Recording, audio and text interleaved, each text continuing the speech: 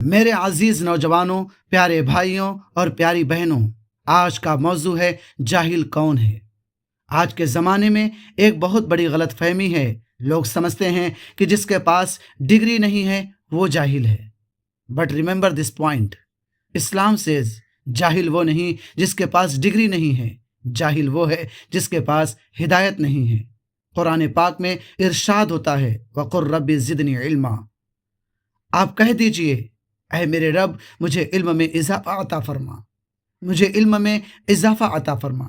جاہل انسان کی سب سے بڑی نشانی، میرے بھائیوں، جاہل انسان کی سب سے بڑی نشانی کیا ہے؟ جاہل انسان کو اپنی جہالت کا احساس نہیں ہوتا۔ انگلش میں کہتے ہیں the biggest problem of ignorance is that an ignorant person thinks he knows everything۔ وہ ہر بات میں بحث کرے گا، ہر مسئلے میں بولے گا، لیکن علم نہیں ہوگا۔ قرآن نے جاہل کو کیا کہا؟ اللہ تعالیٰ نے قرآن میں ارشاد فرمایا ان شر الدواب عند اللہ الصم البکم الذین لا یعقلون، اللہ کے نزدیک بدترین لوگ وہ ہیں جو سن کر بھی نہیں سمجھتے، یعنی جس کے پاس عقل ہے لیکن وہ حق کو قبول نہیں کرتا، وہ جاہل ہے۔ حق کو نہیں مانتا، وہ جاہل ہے۔ حق کو مان لینا چاہیے، حق کو ماننے والا وہ عالم ہے۔ جہالت انسان کو کہاں لے جاتی ہے دوستو؟ جہالت انسان کو گناہوں کی طرف لے جاتی ہے، جہالت انسان کو ظلم کی طرف لے جاتی ہے، جہالت انسان کو تکبر کی طرف لے جاتی ہے۔ اٹھا کر دیکھ لو ہسٹوری، اسلام سے پہلے کا زمانہ کس نام سے مشہور ہے؟ دور جاہلیت۔ لوگ زندہ بچیوں کو دفن کر دیتے تھے، عورت کو حق نہیں دیتے تھے، شراب عام تھا، ظلم عام تھا۔ کیوں؟ Because ignorance was ruling the society۔ علم کی عظمت، میرے عزیزو، اسلام نے علم کو بہت بڑی فضیلت دی ہے۔ نبی کریم صلی اللہ علیہ وسلم نے فرمایا طلب العلم فریضۃ علی کل مسلم و مسلمہ، علم حاصل کرو۔ علم حاصل کرنا ہر مسلمان مرد عورت پر فرض ہے۔ یعنی اسلام چاہتا ہے کہ مسلمان ایجوکیٹ بھی ہوں اور گائیڈڈ بھی ہوں، ایجوکیٹڈ بھی ہوں، پڑھے لکھے ہوں۔ جاہل کی مثال، ایک بزرگ نے فرمایا جاہل انسان اس اندھے کی طرح ہے جو راستہ بھی نہیں دیکھ سکتا اور دوسروں کو بھی راستہ نہیں دکھا سکتا۔ انگلش میں کہتے ہیں blind can not lead another blind. اگر وہ لیڈرشپ کرے گا تو سب کھائی میں گرے گا، سب کو کھائی میں گرا دے گا اور خود میں کھائی میں گر جائے گا۔ ایک شخص ایک عالم کے پاس آیا اور بولا مجھے سب کچھ آتا ہے، مجھے کسی سے سیکھنے کی ضرورت نہیں ہے۔ عالم نے کہا ایک گلاس پانی لے آؤ۔ جب گلاس بھر گیا تو عالم نے مزید پانی ڈالنا شروع کر دیا۔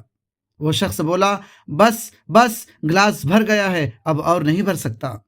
عالم نے فرمایا بالکل یہی تمہارا حال ہے، تمہارا دماغ تکبر سے بھرا ہوا ہے، اس لیے اس میں علم نہیں آ سکتا۔ آج کا سب سے بڑا مسئلہ کیا ہے میرے بھائیوں؟ آج دنیا میں سب سے بڑا مسئلہ جہالت نہیں بلکہ جہالت پر غرور ہے۔